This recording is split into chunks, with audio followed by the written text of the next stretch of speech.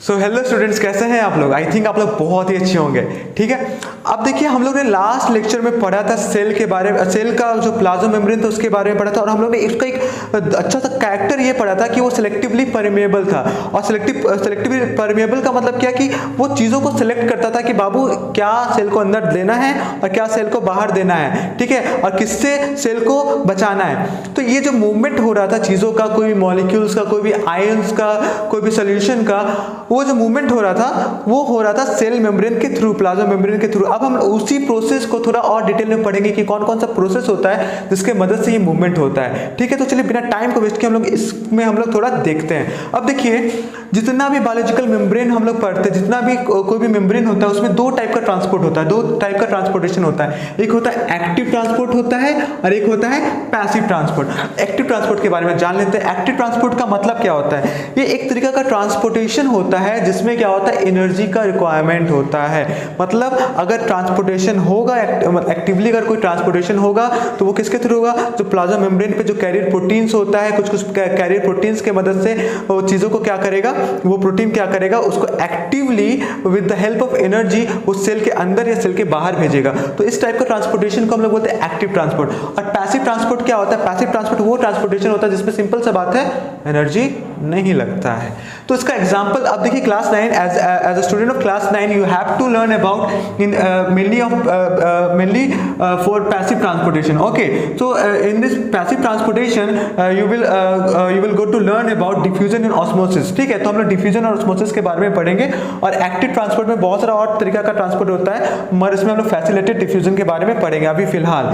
Okay, तो चलिए हम लोग पैसिव ट्रांसपोर्टेशन से स्टार्ट करते हैं। पैसिव ट्रांसपोर्ट से हम लोग स्टार्ट करते हैं, इसको हम लोग फिजिकल प्रोसेस भी बोलते हैं। तो सबसे पहले आता है डिफ्यूजन। अब डिफ्यूजन होता क्या है? डिफ्यूजन एक तरीके का प्रोसेस होता है, it is a type of process in which the movement of molecules, मतलब किसी भी मॉलिक्यूल्स का जो मूवमेंट होता है वो क्या होता है, हायर कंसंट्रेशन से लोअर कंसंट्रेशन के टुवर्ड होता है। मतलब समझ जाइए, कहीं पे बहुत ज़्यादा मात्रा है, कोई भी चीज़ों का मात्रा बहुत ज़्यादा है। आप सिंपल सा बात समझिए, एक तो एग्जाम्पल के थ्रू आपको समझाते हैं हम कि एक पानी में आप इंक डालिए, पानी में क्या डालिए, इंक डालिए। आप जब इंक डालिएगा तो क्या होगा, जहाँ पे आप इंक डालें वहीं पे ब्लू दिखाई देगा, लेकिन कुछ देर बाद उसको छोड़ दीजिए, वो एकदम मतलब इवनली डिस्ट्रीब्यूट हो जाएगा पूरे वाटर में, और क्या करेगा, पूरे वाटर को ब्लू कर देगा। तो इसका मतलब क्या हो गया, जब हम लोग इंक डाले थे तो जिस जगह पे डाले थे वहां पे उसका कंसंट्रेशन ज्यादा था, और फिर वो धीरे धीरे क्या हो गया, उसका कंसंट्रेशन लोअर कंसंट्रेशन की तरफ भी बढ़ गया, मतलब जहां पे उसका कंसंट्रेशन ज्यादा नहीं था, और उसकी वजह से क्या हो गया, पूरा वाटर ब्लू हो गया। तो ये एक तरीका का एग्जांपल हो गया डिफ्यूजन का। ठीक है, अब देखो डिफ्यूजन का सिग्निफिकेंस बहुत इंपॉर्टेंट होता है। हम लोग रोजमर्रा की जिंदगी में डिफ्यूजन का बहुत बड़ा सिग्निफिकेंस है।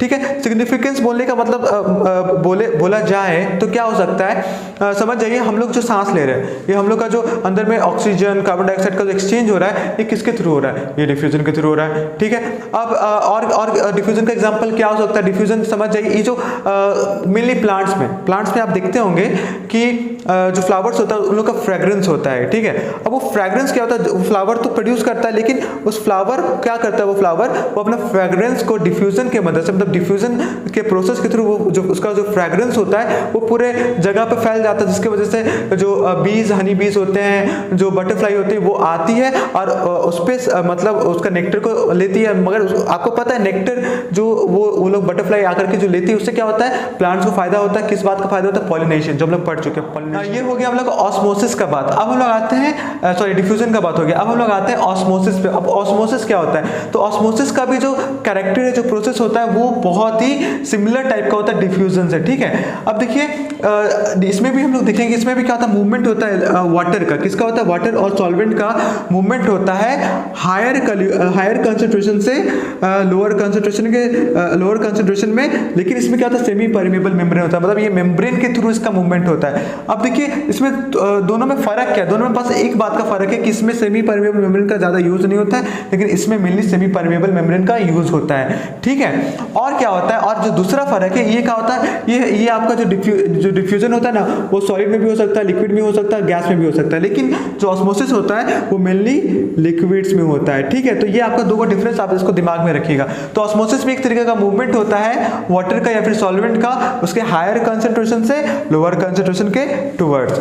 नाउ अब इसका सिग्निफिकेंस अगर हम लोग बात करें, इसका सिग्निफिकेंस का बात करें तो ऑस्मोसिस का भी बहुत बड़ा सिग्निफिकेंस होता है। सबसे पहला बात होता है वाटर का मूवमेंट में, वाटर का अपटेक में। आप जैसे देखिए प्लांट्स में, देखिए जो प्लांट्स का जो रूट होता है, आप वाटर प्लांट्स को कहाँ से मिलता है? सॉइल से मिलता है। लेकिन वो जो सॉइल से वो जो प्लांट रूट के थ्रू जो वाटर को अपटेक करता है वो ऑस्मोसिस के थ्रू होता है। जो उसके रूट में रूट हेयर्स जो होता है उसमें क्या होता है, ऑस्मोसिस के थ्रू क्या होता है, वो सॉइल से वो आपके वाटर को अपटेक करता है। और आपको पता है जैसे जो हम लोग जानते हैं कि प्लांट्स में स्टोमेटा होता है और स्टोमेटा क्लोज होता है, ओपन होता है, क्लोज होता है, ओपन होता है। तो किस लिए होता है? ऑस्मोसिस की वजह से उसमें टर्गर प्रोसेस डेवलप होता है जिसकी वजह से स्टोमेटा क्लोज या ओपन होता है। तो इसका भी बहुत ही बड़ा रोल है हम लोग के डे टू डे लाइफ में, मतलब ट्रांसपोर्टेशन में, mainly transportation of molecules in ions में ऑस्मोसिस का भी बहुत बड़ा रोल है। तो इसका हम लोग कुछ चिंता का बात नहीं, इसका जो सिग्निफिकेंस होगा हम यहाँ पे ज़्यादा लिखे नहीं, लेकिन आपको हम एक अभी इसमें आप यहाँ पे शो करेगा,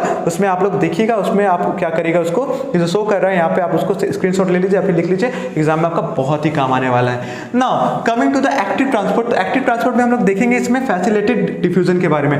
तो ये भी एक तरीका का डिफ्यूजन ही है, लेकिन ये क्या है, इसको बोलते हैं फैसिलिटेटेड डिफ्यूजन। इसमें क्या होता है, जो हाइड्रोफोबिक मॉलिक्यूल्स होता है, हाइड्रोफोबिक का मतलब क्या बताया था लास्ट लेक्चर में मैंने बताया था आपको, हाइड्रोफोबिक मतलब हाइड्रो मतलब वाटर होता है, फोबिक मतलब डरना। तो वो मॉलिक्यूल्स जो मतलब हाइड्रोफोबिक होता है, जैसे समझ जाइए फैट हो गया, लिपिड हो गया, जो ये सब हाइड्रोफोबिक होता है। तो ये सब मॉलिक्यूल्स या फिर चार्ज मॉलिक्यूल्स हो गया या फिर बड़ा मॉलिक्यूल्स, ये क्या हो सकता है, ये सिंपल डिफ्यूजन इसमें नहीं हो सकता है। ठीक है, मतलब ये जैसे यहाँ पे सिंपल डिफ्यूजन हो रहा था उस तरीके से इसमें नहीं हो सकता है। तो इसको क्या चाहिए, इसको एक जरिया चाहिए होगा।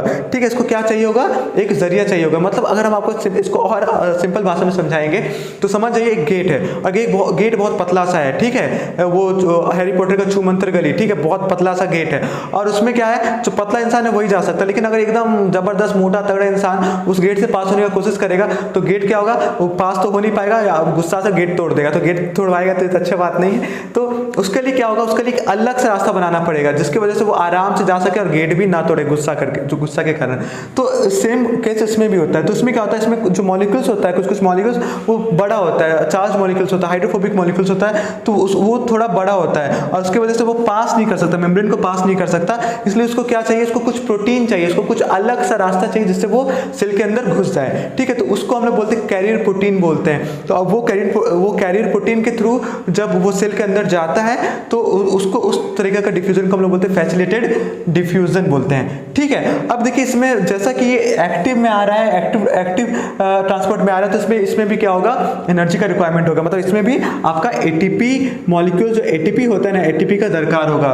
ठीक है, एडेनोसाइन ट्राइफॉस्फेट, ये क्या होता है, एनर्जी होता है। ठीक है, तो एनर्जी यहाँ पे लगता है, मतलब जब भी ऐसा एक्टिव ट्रांसपोर्टेशन होगा तो इसमें एटीपी मतलब एनर्जी लगेगा और पैसिव ट्रांसपोर्ट में आपका एनर्जी नहीं लगता है ना। अब हम लोग वापस एक बार ऑस्मोसिस पे आ जाते हैं। ऑस्मोसिस में क्या होता है, कुछ 3 टाइप के सॉल्यूशंस होते हैं और सॉल्यूशंस को हम लोग एक एक करके समझते हैं क्योंकि वो भी एग्जाम में बहुत ही इंपॉर्टेंट होता है। तो तब तक के लिए हम पहले बोर्ड रब कर देते हैं, फिर आपको हम लिख करके बताते हैं। ठीक है, तो अब देखिए जैसे देखिए ऑस्मोसिस में 3 टाइप का सॉल्यूशन हम लोग देखते हैं। पहले हम लोग को 3 टाइप का सॉल्यूशन पढ़ना पड़ता है। एक होता है हाइपोटोनिक सॉल्यूशन, एक होता है हाइपरटोनिक सॉल्यूशन और एक होता है आइसोटोनिक सॉल्यूशन। अब देखिए इसमें होता है क्या, हाइपोटोनिक सॉल्यूशन मतलब क्या, समझ जाइए ये आपका सेल है, ये क्या है, आपका एक सेल है। ठीक है, ये आपका एक सेल है। ठीक है, अब ये सेल को हम लोग ऐसा सॉल्यूशन में रखे, ऐसा कैसा सॉल्यूशन में रखे, ऐसा सॉल्यूशन में रखे जिसमें जो बाहर का जो आउटर जो कंसंट्रेशन है सॉल्यूट का वो क्या है, वो ज्यादा है। किससे, अंदर का, सेल का अंदर का जो है कंसंट्रेशन वो कम है और बाहर का ज्यादा है। ठीक है, तो इससे क्या होगा, हम लोग ऑस्मोसिस में पढ़े कि क्या होगा, ये मूवमेंट होगा हायर कंसंट्रेशन से टुवर्ड्स लोअर कंसंट्रेशन की तरफ। तो ये जो मूवमेंट होगा ना, इससे क्या होगा, ये जो सेल होगा वो क्या हो जाएगा, फूल जाएगा। सीधा सा बात है, हम लोग देखते ही है। तो जैसे हम लोग वाटर को रखते हैं, आपके वाटर को रखते हैं, उसमें चना में रखते हैं, तो चना क्या हो जाता है, स्वेल कर जाता है ना। तो क्या हो गया, मतलब क्या हो गया, वाटर का कंसंट्रेशन यहाँ पे ज्यादा था और इसमें कम था। तो क्या हो गया, ये अंदर में मूव किया, जिससे क्या हो गया, ये सेल स्वेल कर गया, बड़ा हो गया। तो इस टाइप का सोल्यूशन को बोलते हैं हाइपोटोनिक सोल्यूशन। वो सोल्यूशन जिसमें हम लोग अगर सेल को रखेंगे तो वो क्या हो जाएगा, वो स्वेल कर जाएगा। उस टाइप का सोल्यूशन को बोलेंगे hypotonic solution. Now the second आता है हाइपरटोनिक सोल्यूशन। हाइपरटोनिक सोल्यूशन का मतलब क्या, इसमें क्या होता है, इसमें कंसंट्रेशन कम होता है। जैसे समझ जाइए, यहाँ पे इसमें वाटर है, लेकिन इस वाटर का कंसंट्रेशन कम है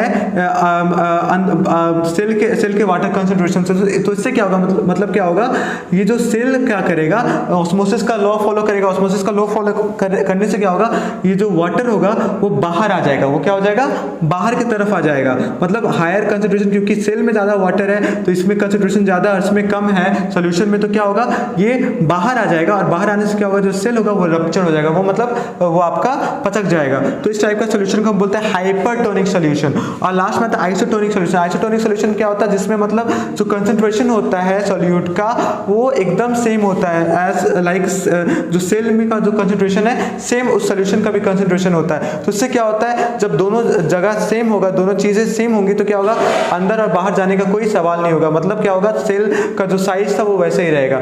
तो ये हम लोग का हो गया सॉल्यूशन को, जो ये सब कुछ जो तीनों सॉल्यूशन था जो बहुत ही इंपॉर्टेंट है एग्जाम के लिए। आपको सबको याद हो, आप लोग को ये सब चीज समझ में आया होगा। हाँ, अगर समझ में आया होगा तो बहुत बढ़िया, अगर नहीं भी समझ में आया होगा तो कोई बात नहीं, हम है ना, चिंता किस बात का है। तो आप लोगों को बस कमेंट करना है और कमेंट करके बताइए, हम लोग डाउट क्लियर करेंगे। और हम लोग थोड़ा लेट हो रहा है वीडियोस में, लेकिन कोई बात नहीं, हम पूरा कोशिश करेंगे कि बहुत तेजी से वीडियोस आए। सर का तो वीडियो आ रहा है लेकिन मेरा थोड़ा लेट हो जा रहा है, तो मैं कोशिश करूंगा वीडियोस को और तेजी से लाऊं। और आप लोग प्लीज़ यार सपोर्ट करिए, सपोर्ट बहुत ज़रूरी होता है। थोड़ा लाइक कर दीजिए, थोड़ा प्यार दिखाइए, थोड़ा सब्सक्राइब कर दीजिए, और कमेंट तो करना ही पड़ेगा। बातचीत नहीं करेंगे तो कैसा होगा, बातचीत करना ही पड़ेगा। तो बस ऐसे करके एंजॉय करते रहिए लेक्चर्स को और पढ़ाई करते रहिए। हम लोग मिलते हैं नेक्स्ट लेक्चर में। और मैं प्रॉमिस करता हूँ आप लोग को बहुत मजा आने वाला है, क्योंकि थोड़ा लेट हो रहा है, लेकिन एंट्री लेट हो रहा है, लेकिन ग्रेड भी होगा, चिंता का बात नहीं है। तो चलिए हम लोग मिलते हैं ज़्यादा बकवास के बिना नेक्स्ट लेक्चर में। तब तक के लिए आप लोग बस अच्छे से रहिए।